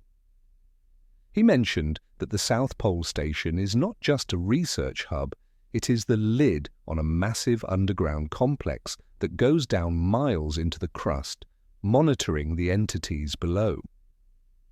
Then there is the testimony of Spartan 1 and Spartan 2, two former Navy SEALs interviewed recently about their missions in Antarctica. Spartan 1 described being deployed to protect a group of scientists who were excavating a massive octagonal structure buried deep under the Byrd Glacier. This structure, which he referred to as the octagon, was not made of ice or rock. It was made of a black, basalt-like material that emitted a faint electromagnetic hum. When they entered the structure, the temperature spiked. It was warm inside. The walls were lined with hieroglyphs that glowed with bioluminescent light, similar to the descriptions of Atlantean technology. Spartan 1 claimed the structure was essentially a stargate or a portal hub capable of manipulating space-time. But the mission turned dark. He described encountering beings that were tall, slender, and emitted a sense of pure dread. The scientists were trying to activate the structure, but the structure seemed to be activating them, altering their consciousness. We also have the testimony of Corey Goode, a controversial figure who claims to have served in a secret space program. While many dismiss his more exotic claims, his descriptions of the Antarctic ruins align frighteningly well with the geological data. He speaks of the pre-Adamites, a race of giants with elongated skulls like the Paracas skulls, who crash-landed in Antarctica hundreds of thousands of years ago. According to Goode, their 3 massive motherships are still buried under the ice, acting as the technological heart of the Base 211 complex. He claims that the Nazis found these ships in 1939 and spent the war reverse engineering the technology. He describes vast underground caverns illuminated by bioluminescent lichen, filled with the ruins of a genetic laboratory where these beings created chimeras, human-animal hybrids, explaining the ancient myths of minotaurs and centaurs. The melting ice is now exposing these ships, triggering a frantic rush by the world elite to excavate the technology before the public sees it. The common thread among all these whistleblowers is the concept of the list. They all mention that high-ranking politicians and religious leaders are being given tours. They are being brought down to the ice to see the heritage of humanity. This aligns with the visits of Kerry and Kirill. The whistleblowers argue that the current disclosure movement, the Pentagon admitting that UFOs are real, is a controlled demolition of the truth. They are preparing us for the news that we are not alone, but they want to frame it as an extraterrestrial threat from the sky rather than a terrestrial reality from the ground. They want to hide the fact that the aliens are actually the original landlords of Earth, and we are the squatters. The whistleblowers are the canaries in the coal mine, warning us that the deal made in 1959 is breaking down.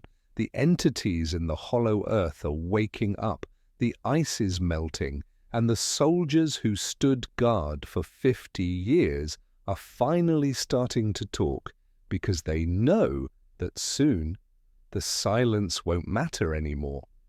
If the tunnels are the veins of the earth, then the energy grid is its nervous system and Antarctica is the brainstem. To understand why the Agarthans, the Nazis, and the modern superpowers are all fighting for control of the poles, we must look beyond geography to geometry. The Earth is not a random rock, it is a crystal. Ancient cultures from the Egyptians to the Hopi understood that the planet is surrounded by an invisible lattice of energy lines, what we call ley lines or the planetary grid. In the 1970s, researchers like Becker and Huygens mapped this grid mathematically, revealing that the Earth functions like a giant dodecahedron, a geometric shape composed of 12 pentagonal faces. The points where these lines intersect are vortex points, places of high magnetic and spiritual power, like the pyramids of Giza, the Bermuda Triangle, and Stonehenge. But the master nodes, the 2 points where every single line on the planet converges, are the North Pole and the South Pole. This makes the poles the most energetic real estate on Earth. They are the input and output jacks of the planetary dynamo. This energetic reality explains the obsession with the Vril force. The Vril is not magic, it is the raw, unrefined energy of the universe that flows through this grid. The hollow Earth theory posits that the inner sun acts as a generator, broadcasting this energy outward. It exits through the polar openings, travels along the magnetic field lines of the magnetosphere, and re-enters at the opposite pole. This creates a continuous toroidal loop of energy, a free energy circuit that powers the biosphere. The civilization of Agartha taps directly into this source. They don't burn coal, they plug into the grid. Their Vimanas fly by, surfing these magnetic currents like a ship surfing a wave. This is why Admiral Byrd's planes were so easily disabled. The Agarthans didn't shoot them. They simply manipulated the local field density, cutting the lift from under his wings. Control of the poles means control of the flow. If you occupy the South Pole, you are sitting on the main breaker switch of the Earth. This context sheds a sinister light on the modern scientific installations in Antarctica, specifically the Ice Cube Neutrino Observatory. We are told this massive array of sensors buried deep in the ice is designed to detect elusive subatomic particles from space. But Ice Cube is essentially a directed energy array. It consists of thousands of optical sensors frozen into a cubic kilometer of ice. Theorists argue that while it can receive signals, it can also transmit them. It is a dual-use technology. Along with the HARP facility in Alaska, near the North Pole, Ice Cube could be part of a binary weapon system designed to manipulate the Earth's ionosphere and magnetic grid. By firing extremely low-frequency ELF waves into the grid from both poles simultaneously, the controllers could theoretically trigger earthquakes, alter weather patterns, or even affect human consciousness on a global scale. They are not just listening to the universe, they are hacking the planetary operating system. This is the weather warfare that the Agarthan master warned Byrd about. We are playing with the resonant frequencies of the planet, risking a destabilization that could crack the crust or flip the poles. The planetary grid also explains the strange Antarctic hum. For years, scientists and support staff have reported hearing a low-frequency vibration, a drone that is felt more than heard. It is often dismissed as wind or diesel generators, but the frequency matches the Schumann resonance, the heartbeat of the Earth. However, recently, this hum has been changing pitch. This suggests that the grid is being artificially stimulated. The ancient pyramids under the ice described in earlier parts are likely the original stabilizers of this grid, built by the Atlanteans to regulate the flow of Vril. As the ice melts and these structures are exposed or reactivated by the US military, the grid is fluctuating. The anomalies we see today, birds falling from the sky, whales beaching themselves, the erratic movement of the magnetic North Pole towards Siberia, are the side effects of this grid war. The surface nations are trying to hot-wire a machine they don't understand, while the Agarthans are frantically trying to keep the voltage stable from below. The South Pole is not just a sheet of ice, it is a lens.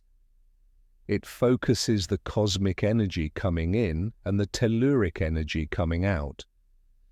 The no-fly zone and the satellite censorship are there to hide the fact that the pole is a visual spectacle of energy.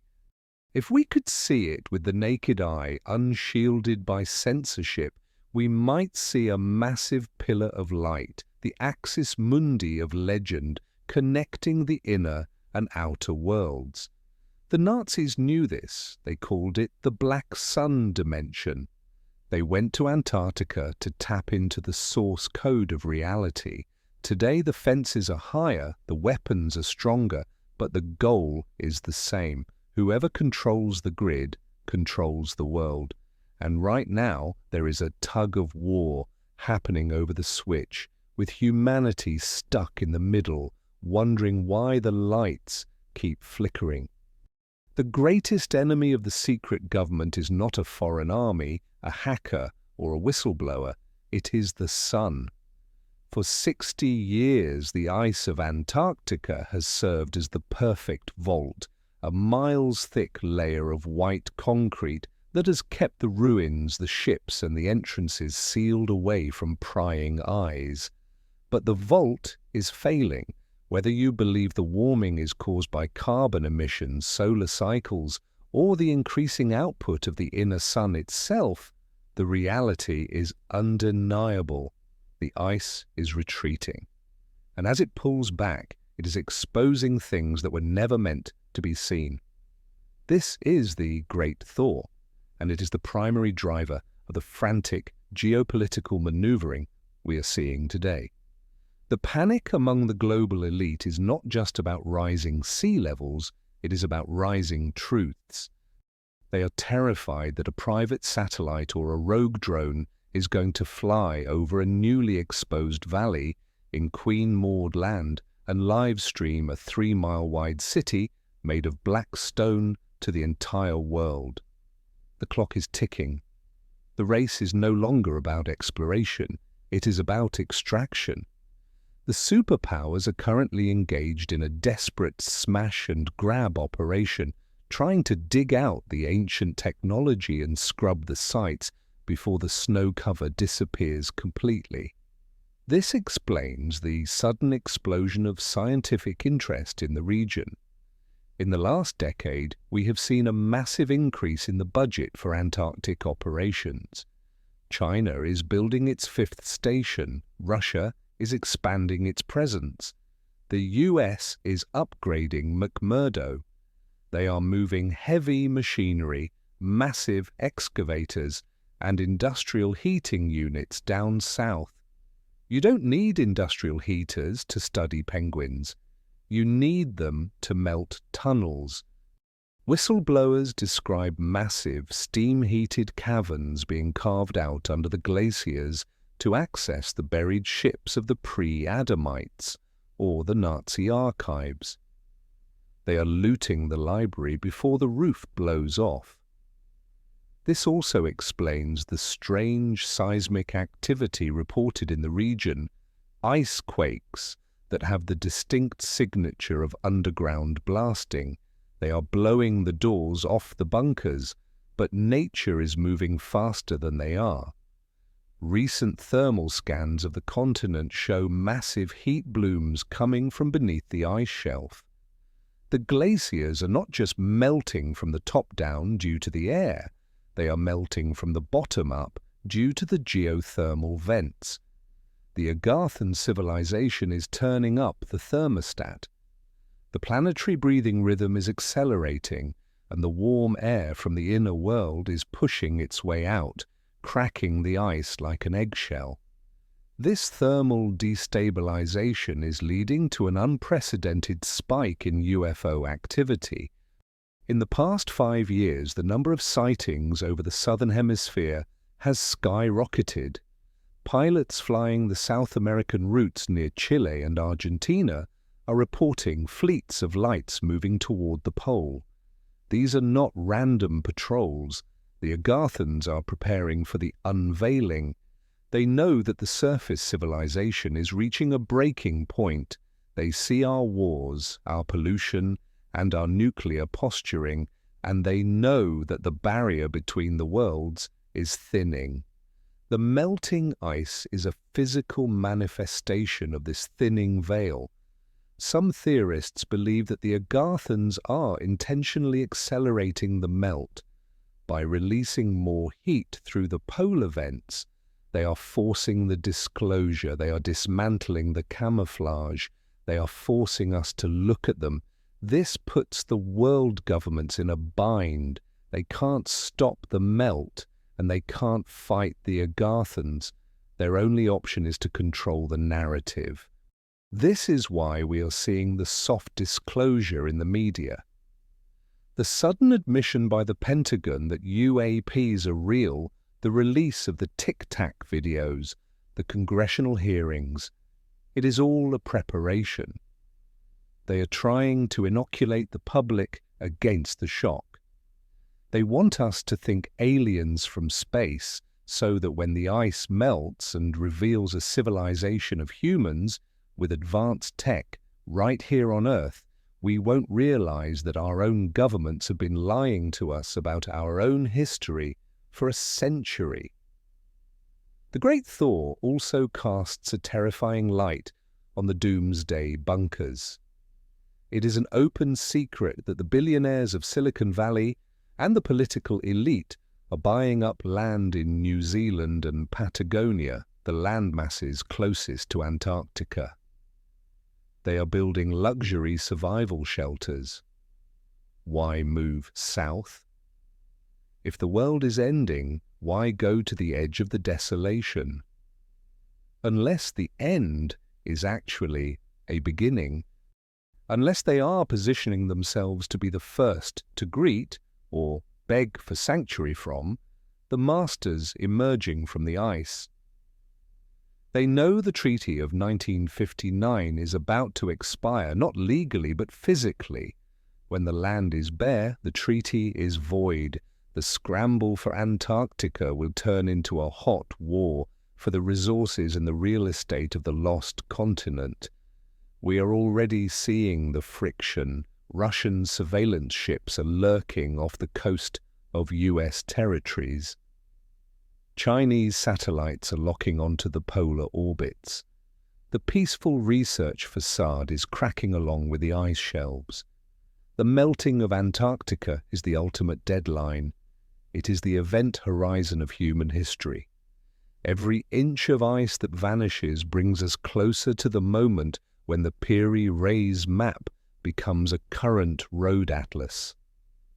We are about to rediscover the land of the gods. Later, the stories of the Hollow Earth, the Nazi bases and the ancient pyramids will cease to be conspiracy theories and become breaking news. The question is not if it will happen, but when. And judging by the panic in the eyes of the world leaders visiting the pole and the speed at which the glaciers are carving into the sea, the answer is sooner than you think. The water is rising, and with it, the truth is floating to the surface. We are the generation that will see the mask fall. We are the generation that will find out what has been breathing under the ice all this time. And when the final glacier collapses, we will realize that we have been fighting over the attic, while the real owners of the house have been waiting in the basement, and they are finally coming up the stairs.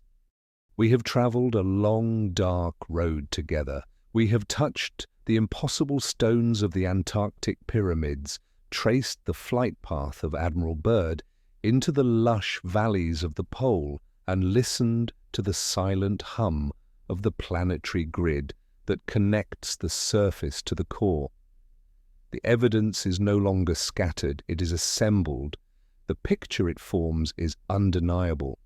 We are not the masters of this planet. We are the tenants of the roof, living in ignorance of the palace beneath our feet. The hollow earth theory is not just a geological hypothesis. It is the master key that unlocks the suppressed history of the human race. It explains why the Nazis went south instead of north. It explains why the world's superpowers joined hands in 1959 to quarantine a continent. It explains the UFOs, the magnetic anomalies, and the desperate censorship of the satellite maps. It tells us that we are not alone in the universe, and more terrifyingly, we are not even alone on Earth. We are sharing this globe with an elder sibling, a civilization that managed to avoid the wars and cataclysms that reset our history time and time again. They are the guardians mentioned in every ancient text, the gods who retreated into the mountains, the immortals who watch from the Shambhala within. The resistance to this truth from the establishment is not born of skepticism, it is born of fear. To admit the existence of Agartha is to admit that our current model of civilization is a failure. Our entire society is built on the concept of scarcity. We fight wars over oil, we enslave nations for minerals, and we charge for electricity. But the civilization below us proves that scarcity is a lie. They live in a world of abundance, powered by the free, infinite energy of the Vril, governed by telepathic resonance rather than laws and borders. If the existence of Agartha were revealed tomorrow, the stock markets would collapse, the oil companies would vanish. The religious institutions would be shattered, the control system that keeps the surface population working, consuming, and fighting would dissolve. They hide the hollow earth not to protect us from the Agarthans, but to protect themselves from the inevitable revolution that would occur if we realize that paradise is not a metaphysical place in the sky, but a physical place 40 miles down. They are hiding our inheritance. So, what is the end game? Why does it feel like the veil is lifting now? Because the Earth is changing. The great thaw is not just climatic, it is energetic. The magnetic poles are shifting at an accelerating rate, moving towards Siberia as if they are being pulled by a magnet inside the crust. The Schumann resonance is spiking.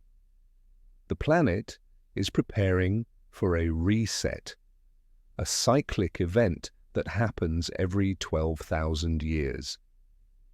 The Agarthans know this. They have survived it before.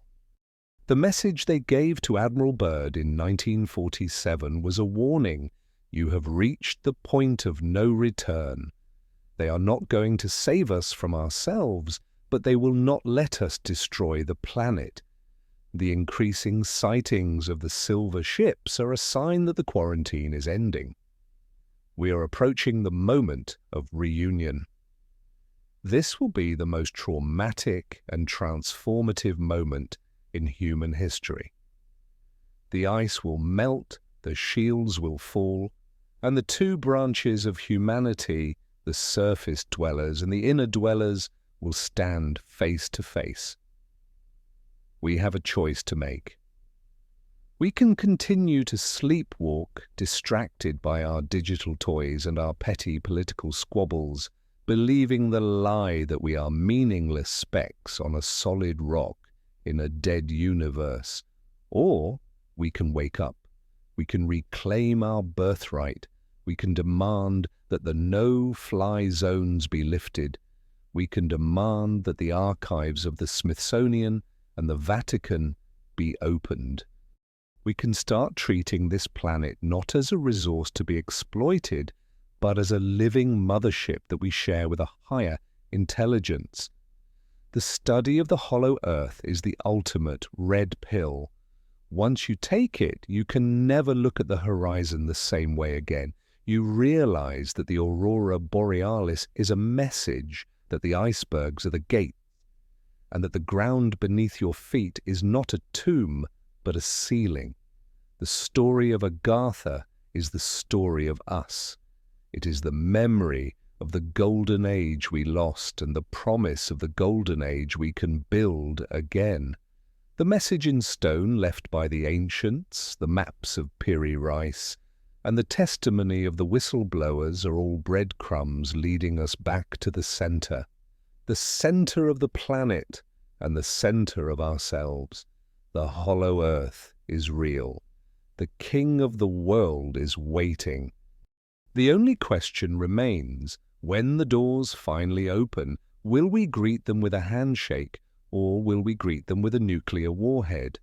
The choice is ours, but the time is short. The ice is melting. The truth is rising. And until the next time we meet on the other side of the pole, stay awake, stay curious, and keep your eyes on the ice.